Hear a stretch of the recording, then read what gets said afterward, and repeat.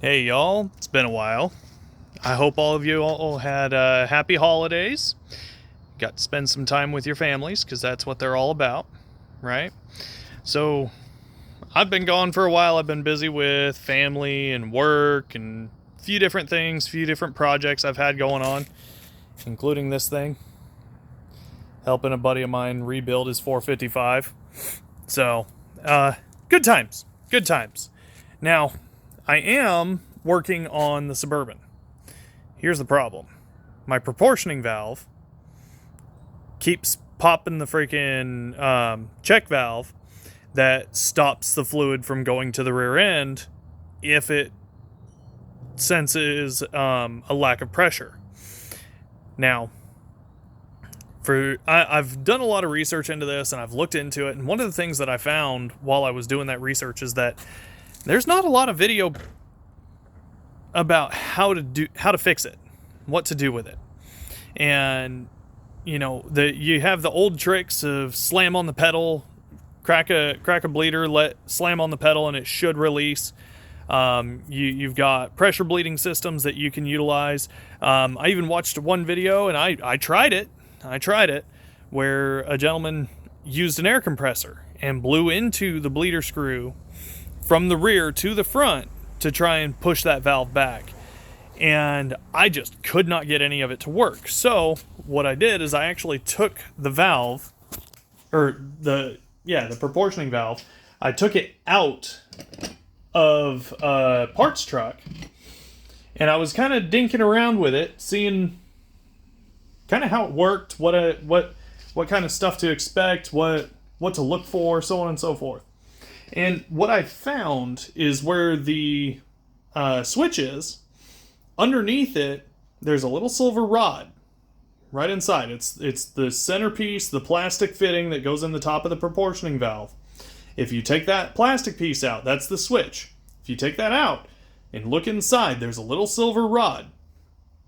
Now, what you want to look for is you want to see gaps on either side of on either side of the hole. You'll see a silver rod in the center, and then you'll see a gap in the front and a gap in the rear. That means the valve is stable. That's where it should be. If all you see is silver, that means your valve is locked forward, which will prevent the rear brakes from getting any pressure. That annoys me a lot. Now, if you give me just a second, I'm going to grab the proportioning valve I grabbed out of the parts truck. Don't mind this. I was getting bled on by brake fluid. So,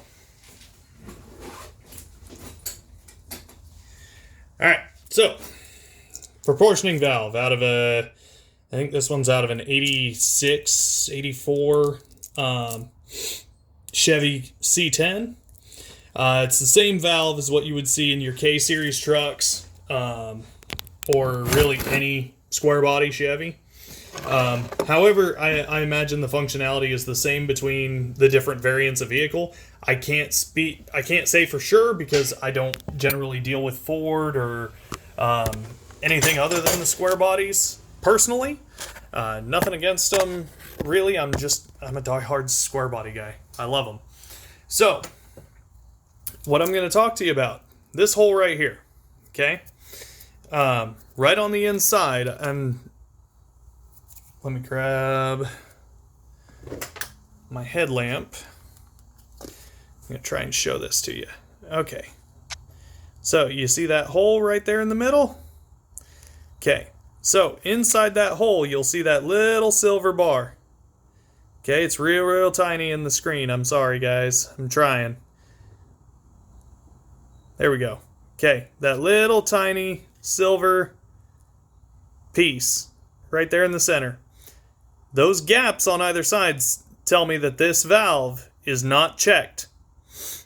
Now, if that hole in the center looks just like a flat silver piece, kind of like a flathead screwdriver, right? Then your valve is kicked, and you can try any of those other methods to kick it back. Or you can take a handy dandy pick and actually reach in here and manually reset it. Okay? I just did this to my truck, put it all back together, and I don't have the little plug that goes in the switch hole that you can get on Amazon to hold that valve in place while you bleed the brakes. So as soon as I had my neighbor freaking pumping the brakes, as soon as she started pumping the pedal, the light flipped right back on, and I got to redo it, all that work again.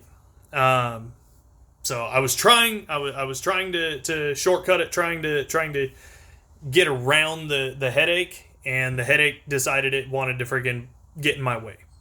So that being said, take your time with your projects, for one. For two, hopefully this helps somebody be able to do their proportioning valves on their own instead of sending it to a shop. If you have that basic technical knowledge and you're able to actually do this kind of stuff, because I'll tell you what, $150 to have your brakes bled versus a $6 part off of Amazon, or $6 tool off of Amazon to be able to bleed your brakes yourself, 100% different, 100% worth it to do it on your own. So hopefully that helps, guys. I'm gonna keep chugging away on this thing. Hopefully here soon I'll be able to drive it again and go hit some trails. I got some exhaust work I gotta do. I've got some driveline work I gotta do. And I'm still in the process of building my sleeping system. So stay tuned. Sorry for my gap in videos. It's been a busy holiday season. So I'll be putting out more content here more regularly. And please, if you could, throw me a like, throw me a subscribe, share the video. It helps. Every bit helps, and it's free. So I look forward to seeing y'all again. If you have any questions, let me know. I'll help where I can. And I'm more than happy to test whatever theories are out there. So with that, I hope y'all had a Merry Christmas. I hope you had happy holidays. And I wish you the very best New Year's. Remember, if you ain't learning, you ain't living. Have a good one, y'all.